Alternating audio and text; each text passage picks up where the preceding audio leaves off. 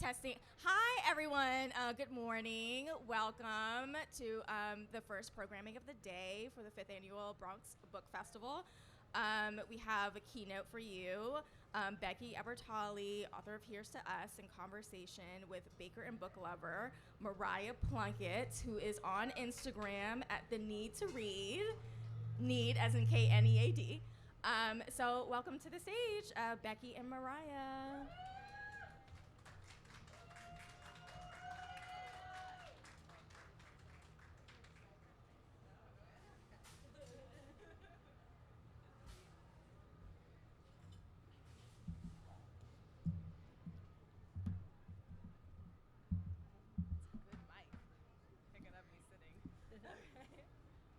You can't hear me though, right? Yeah? Yeah. Nice. Hi, everyone. Hi, I'm Mariah. I'm really excited to be talking with you guys all today. Uh-oh, I need a paperclip. All right, so I am on stage today, as just mentioned, with Becky Albertalli. I am really excited to be speaking with you today. And I wondered if you just wanted to introduce yourself really quickly and your work. Yeah. I'm Becky Albertalli. I'm very excited to be here.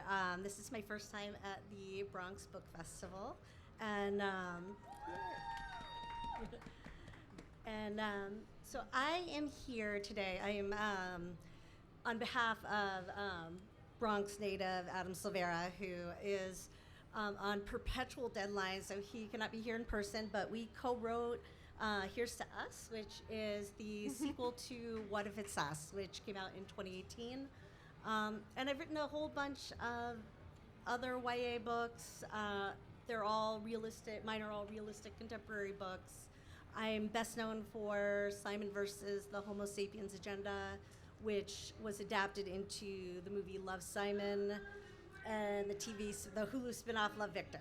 So yes, we are among YA royalty, everyone. Whoa! All right, so I am so excited. So I just finished Here's to Us, which just came out in fall 2021. And I know that this is a sequel, and you are, as you said, well known for the Simon verse. So I wondered what it was like jumping into another universe or world as a writer. Yeah, I love this question because, my answer for this is really different for my collaboration. So I have the What If It's Us, Here's to Us duology with Adam Silvera, and I also have Yes, No, Maybe So with Aisha Saeed. And the experience of jumping into those stories, because I think because they were collabs, because we were able to brainstorm them together and kind of build this universe of characters in conversation with each other, that was pure joy. I love doing that, and it kind of flowed in a way that is harder to get to, I think, with my solo books. Yeah. I have also I have a few solo books that are outside of the Simon verse. Mm-hmm. That has been a little bit harder, I think, for me to just. Is this echoing? No, okay, it's okay. It's been a little bit harder for me to shift gears, I think, because you get very used to the voice of the character that you're writing, and you can get really used to the world that you're writing within. And then eventually, as I'm writing it, I find my flow, and then I don't want to leave that book. But it's always hard to say goodbye and move on to the next one. So yeah. So this is a duology. Is there going to be any chance for a follow-up on this love story? No, I don't think so. I feel like this is the very natural ending point for this story. Yeah. So Arthur is a character in the book. It's about Arthur and Ben. And he's originally from Georgia. And I remember a line in Simon versus the Homo sapiens agenda where Simon kind of mentions, I know maybe it would be different if I lived in New York, but I don't know how to be gay in Georgia. Is that part of the reason? So this book is set in New York City. So is that part of the reason why you chose the setting? So I would say not exactly, but I think that observation is brilliant because um, the reason we chose New York is the setting. I mean, I would say Adam being from here is the biggest factor for that. And this is very much a story about kind of an insider, somebody who knows New York so well, he's like basically bored by it. And then, Arthur is this, bright-eyed tourist, basically. He's from Georgia. And so that was very much that dynamic was central to this story. But I think a lot of that came together as we were writing it and building this story. So it was like baked into the characters. But a lot of my books either take place in Georgia or Arthur is from Georgia. I'm born and raised in Georgia. I've kind of bounced around different suburbs of Atlanta in my different books. They're all like kind of the same though. But these like northern suburbs of Atlanta are a place that I feel like I know very well. Right. And I do think, in YA books, in books in general, but especially in contemporary queer YA books, the geography, the setting is a really big part of determining like what that character's experience might look like. And for Arthur, part of what his realization is, I guess, after he spends some time in New York, is he comes from Georgia where everything's like, maybe not as consistently progressive in the part of Georgia where he lives. And in his mind, New York is this like gay wonderland. He expects there to be absolutely like no bigotry, no discrimination. Like, Arthur kind of comes to learn that like, no, this stuff is kind of everywhere. It might look a little different. It might be more common in Georgia. It might not be, but he really does have to kind of understand that New York is a real place that exists outside of like Hollywood, his kind of Hollywood Broadway inspired fantasy of New York. Yeah. But what's interesting is you go back to that line in Simon, and and I'm like, I think Simon is kind of seeing New York in that way too. And every time something like that makes its way into like more than one of my books, I'm like, got it. Okay, so that's like how I saw New York. So, but,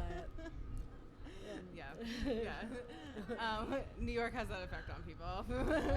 We lure you in, and then not always the nicest. So, I mean, kind of speaking of that, because I do want to come back to the New York thing, but speaking of like bigotry and like struggles that are faced by LGBTQIA community, I really appreciated the family in Here's to Us and how supportive and loving they were, especially to their romantic relationships, which like we don't always see. It's often a plot device in books. It's a very real struggle, but I loved that decision for that family to be so loving, so supportive. So can you talk a little bit about that? Yeah, I mean, I think that was something that we decided really early on.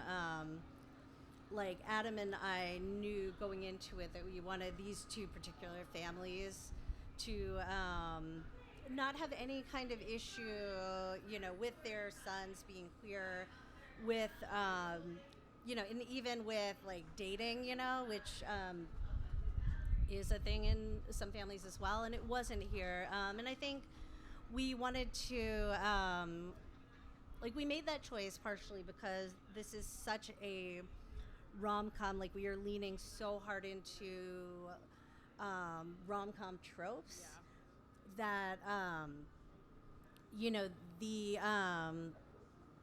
the way we wanted to focus the story made more sense to us.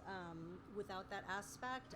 But I feel really strongly, and like sometimes I see the discourse kind of swing back and forth between like we need like happy queer stories. Like I'm sick of these stories where it's like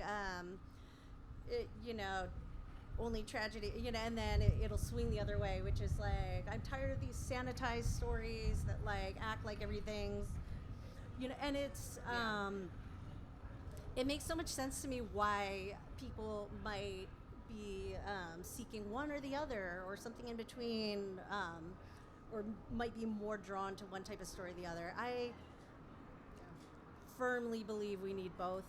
We need all of them. I tend to write rom-coms, but I've had the experience. I've sat in so many book signings next to Adam Silvera, whose books are known for being heartbreaking, and I have watched queer kids just explain to him what that meant. Like different people feel different people will feel seen by different books, and I love that. So that was a choice for this book, but not for every book, and I think that's great. Yeah, I mean, it definitely was a rom-com. I was laughing a lot throughout it, and obviously part of the rom-com is the rom part, the romance, and so this was kind of a love triangle trope romance, which gets messy, and we love a little bit of mess. So do you ever, as an author, now, because I was reading this and I had my heart swayed one way, not giving anything away, but I had my heart swayed one way and often tugged the other way. I wonder, I'm Team Mikey, if anybody on it. So I wonder, as an author, do you ever sort of ship a relationship that you end up not writing? So you want it to go one way in your heart, but you have to, as a writer, for the plot to go somewhere else. I love that. So Mikey is my little bean. He's like the biggest nerd. He is, as we enter the story, and I don't think this is a spoiler because it's like literally like Arthur's first chapter. Yeah. But Mikey is Arthur's college boyfriend. Yeah. And he is very neurotic and shy and sweet. I would say and I don't think this is a spoiler either, but I think I'm gonna be careful as I say this. But I think Adam and I went into this story knowing that we were kind of writing. There were expectations in place for kind of where this story would go. We had planned this story for a very long time, so it wasn't like the ending wasn't up for grabs. We were not like, let's see where these relationships take us. Like that was always kind of that was always the destination. But one of the things that we made the decision to do, and and I would say credit to Adam for sure, because he is the one who holds my feet to the fire, is that the expression, with this stuff. But we were not gonna make these other love interests unlikable or flat. Like we were not gonna pull back from developing these other characters just because we didn't want to get too attached to them. And so to hear that there are people who ship all these different possibilities in the story is really exciting to me, because it makes me feel like, okay, we went there and we made them real people to the best of our abilities. And I have a soft spot for Mikey in particular, though. He's Mikey, my baby. Same. So I agree, and I think that's what made this book. It was very easy to fall into the world and of this book and to be totally immersed. And a lot of it is because the side characters felt so developed, so real. They had their own conflicts, their own problems. And I know that that's a thing that people struggle with in writing. So we have a lot of readers here, obviously, but for the writers in the group, do you have any advice on side character building? Yeah, although I feel like I'm stealing other people's advice because I've heard many. I wish I could even give credit, but I've heard so many other people share variations of this. But it's just like the idea of it keeps coming back to like the side characters don't know they're the side characters. Like they have their own story, and you are, angling your camera to capture a particular story at the center of your novel. But, it's helpful for me to keep coming back to the idea that, like, there's all kinds of stuff. Maybe parts of it make it on the page and maybe they don't, but there are all kinds of things happening in these secondary and even the, like, tertiary characters' worlds. Right.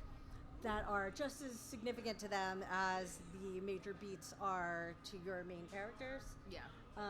I usually end up with like a lot of times what I do, I don't know if this is necessarily helpful for everybody. It's not like universal advice. But sometimes I will sit down and just free associate into a Word document or a notebook or something, backstory for these side characters where I am just writing down all kinds of things that are totally irrelevant to the book, in hopes that it will lead me somewhere that's useful. And most of it will never make it on the page, but it's so helpful for me in just understanding who these characters are and what their voice sounds like. Yeah. So like this whole hidden world for these characters behind the scenes. I love the idea of that. Yeah. So just to kind of go back to New York City a lot, and my page is all about food, so I have to ask the questions about food. So I really craved Levain cookies while reading your book, okay? All right, I was like, oh no, she made me spend $50 on cookies. Besides asking what your favorite cookie flavor is, how did you pick like the food that's going in the book and all those details that we don't even think about? Yeah, well, there's a deep symbolism that it's like 99% stuff I like is like the deciding factor. So like Levain, Levain Bakery is just something that I've loved for years. I have a lot of family up in New York. Like I'm from Georgia, but my extended family are like New York Jews, and so. My aunt was the one. My aunt who lives in Arthur or Uncle Milton's apartment. She's the one who introduced me to Levain Bakery. I feel like she would like have those waiting for me sometimes when I visit from college. Absolutely 100%. Along with Arthur, it's the like double chocolate that are my favorites. So, like chocolate chip. Yeah. But yeah, I love those. I have noticed that you can order them online. You do not have to live in New York. I mean, I guess you guys don't need that. Like, people here probably can just go to the bakery and they're probably fresher and better. But for anybody who might be from Georgia, like, just know that Levain Bakery has your back. They do ship. So. Wow. That's the best tip we'll hear all night is about cookies. No, amazing. So now I'm craving a cookie again, so I have to get that off my head. Get that off my mind. So I have a lot of questions always when I'm reading, and I don't write, but I always have questions about writing. And so Ben in the book is a writer, and he really pulls from his lived experience and then just throws it into kind of fantasy writing. But he'll like look at a character and be like, oh, like that's a nice hair bun. I'm gonna put that in my book. Or, oh, that was a funny joke. I'm gonna incorporate that in my book. How often do you do that as a writer? A lot. A lot. Well, first of all, like the entire character of Dylan, I mean, nobody is exactly like one-to-one based on a real person, but Dylan's pretty close. Dylan is loosely based on our friend David Arnold. Jesse is loosely based on our friend Jasmine Warga. Here's to Us is actually dedicated to the two of them. But there's just like, in all of my books, there were so many Easter eggs. Like my family, especially like my husband, my mom, my sister, people who like really know the ins and outs of my like day-to-day existence, like cannot go a single page without tripping over something that I just pulled from just the most mundane, ridiculous moment from real life. And then sometimes too, it's an intentional choice to honor somebody. Like for example, in this book, there's a scene that takes place in Bloomingdale's, like, and it's a particular Bloomingdale. It's like the flagship Bloomingdale's. I didn't want to go to Bloomingdale's in Atlanta and assume that it was going to be the same. But it was like the middle of COVID. I ended up calling the store because they had appointments that you could make for a like virtual shopping session, and I was very upfront about like my goals. I did not like trick them into that. But the guy, there's a guy named France who helped me and went out of his way. Like he literally like took his phone around and showed me the entire store. He showed me some particular suits so I could like pick a suit to write about. And anyway, he made it in the book. He actually is like, you know, I like specifically had them engage with somebody at Bloomingdale's just so he could like be in there, because he that scene wouldn't exist without him. Yeah. He's lovely too, and I sent him like signed book at the end, and he's in the, you know. So, yeah. That's so cool. A dream to be a muse. A wait for the next book, The Woman in the Book Skirt. I'm ready. Okay, so I want to leave some time for questions from everybody else, but one of my the cutest parts of this book was the do-over dates that were constantly that they constantly, Ben and Arthur constantly did. So let's just do a do-over. So are there any things when you look back at a book, you close the cover, the copies are sent to you, do you ever wish that there was something you could do over? Always. Like, always. It's like, yeah, you know, and I think a lot of authors have this problem too, where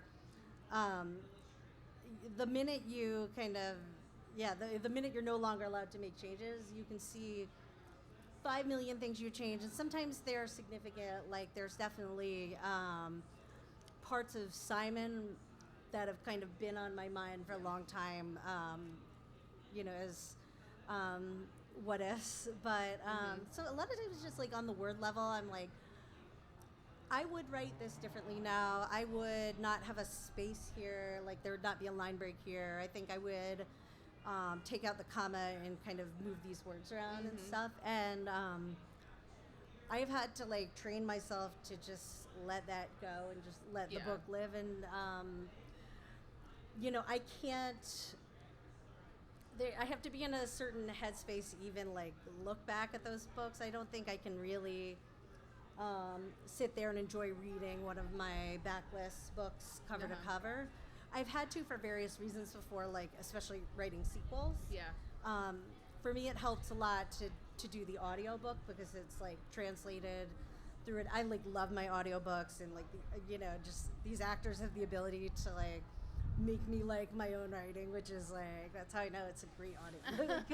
Because you know, it's just like a very weird thing to like read your own writing from several years ago. By the time it comes out, a lot of times you wrote it several years ago. Yeah. And a plug for the audiobook. This audiobook is really good. Yeah. I love, the actors for this series are just like, they capture the very essence of these characters to a degree that's ridiculous. Yeah. I love them. Yeah. Okay, so I wanted to give a little bit of space to any audience questions, if there are any.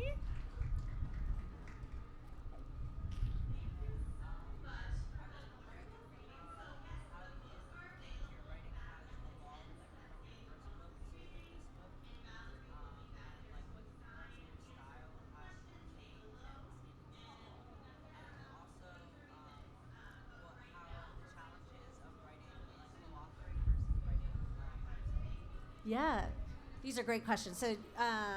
So the questions are first how I see like how my style has evolved from my first book to now, and also what has stayed consistent, and then kind of some of the differences between writing solo books and collaborating. So I think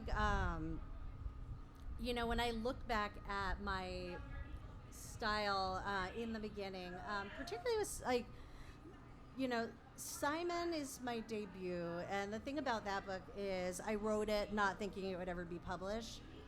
I can't ever have that back. So it was a little bit like maybe more freewheeling, like it was like I didn't have an audience, an imaginary audience looking over my shoulder as I was writing it. So I feel like there's something looser about Simon, but in general, like over time,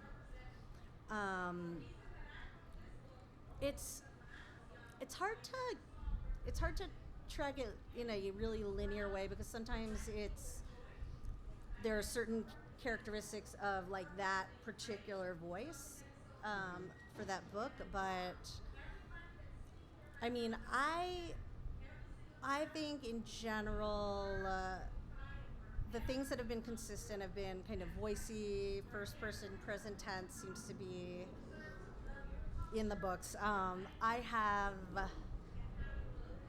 think my sentences are longer, maybe.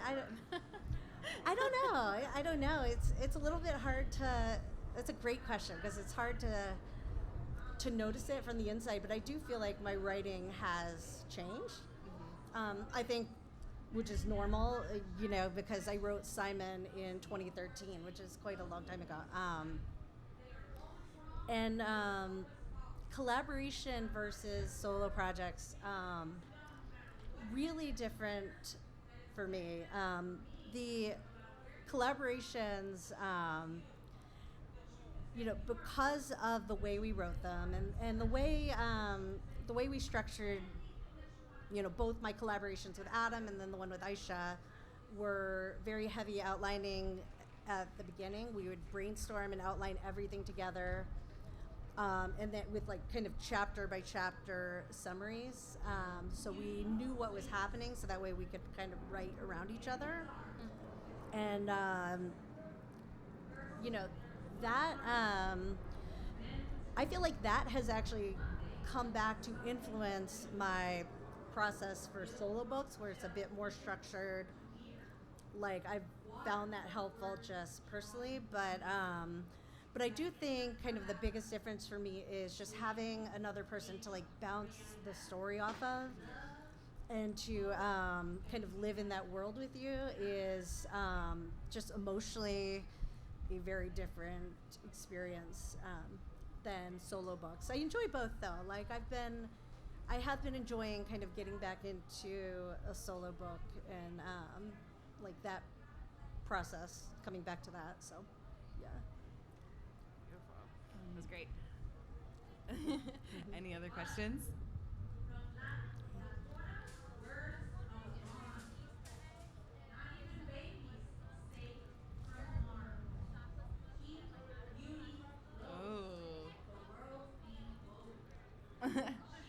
Yeah.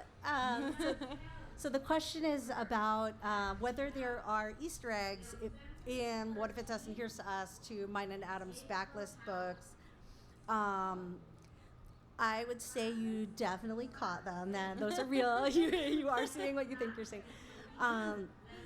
Yeah, in What If It's Us, there is a Love Simon reference, and that was something that Adam put into one of the Ben chapters. So in Here's to Us, Arthur makes a "they both die at the end" reference. So that's something that I wrote. So we're not like insufferable. He made the Love Simon reference. I made the "they both die at the end" reference.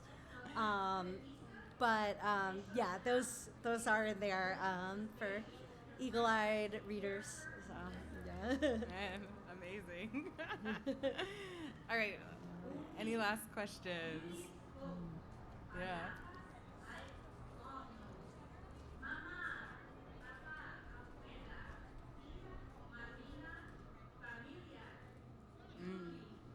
Yeah, so this is a question about just general process.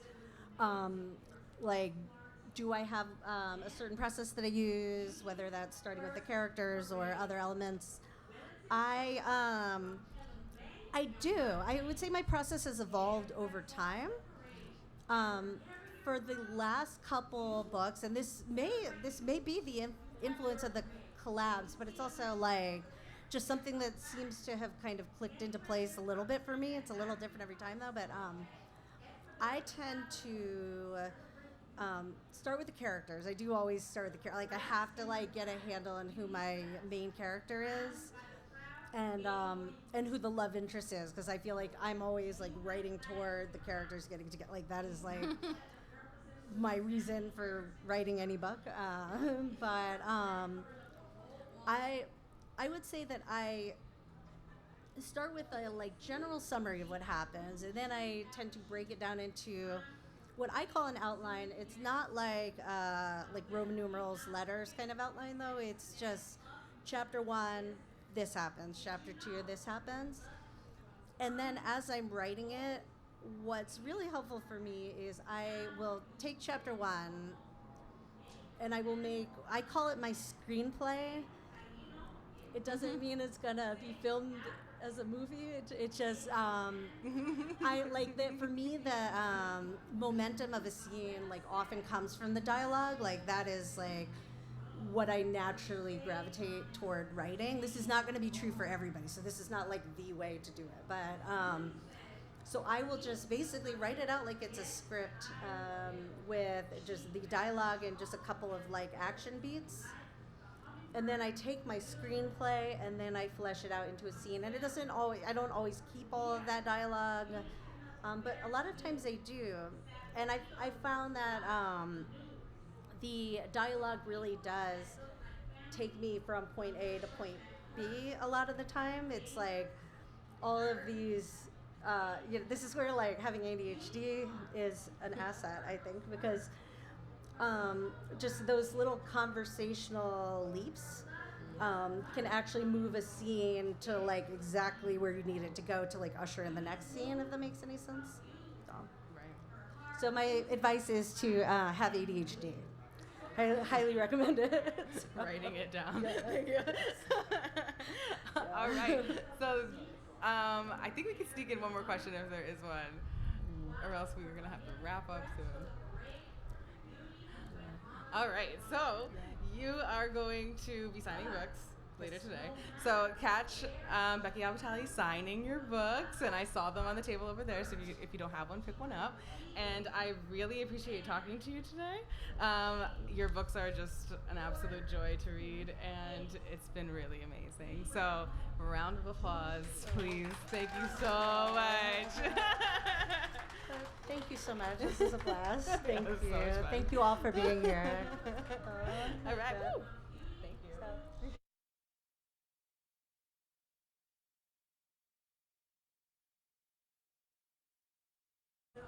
I got. We're gonna sit to take a photo as we all. This is such a good group, too.